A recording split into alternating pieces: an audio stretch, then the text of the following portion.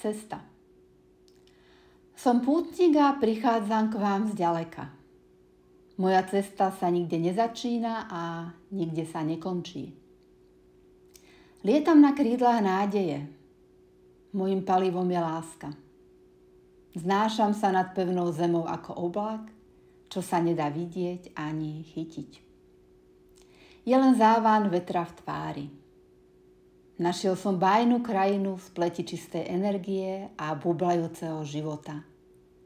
Lávu necítim a vody sa nebojím.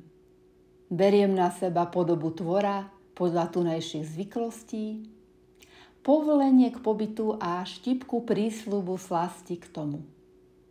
Radosť mám, som jej súčasťou, no nevlastním ju. A tak som jedného dňa, hoci vtedy som nevedel, že niečo také existuje, že sa miera času v bezčasnosti označuje, zastal tam, kde som cítil miesto na pristátie. Nebol som unavený, ako pútnici bývajú. Bol som zvedavý. Ako magnet ma priťahovalo to, o čom som čítal v oblakoch. Túžil som tie priezračné slova vyhmatať. Nevedel som, čo je smiech a pláč som pokladal za zbytočný. Dostal som letenku a som tu. Vzal som na seba podobu toho, čo je tu bežné.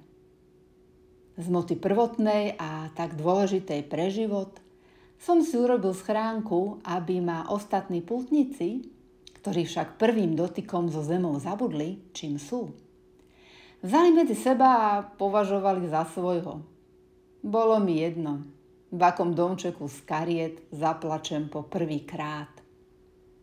Bolo to náhoda a šanca ako všetky ostatné. Žiadny život nie je lepší, ani horší. Každý život môže byť horší a lepší. A tak som tu, s vymazanou pamäťou.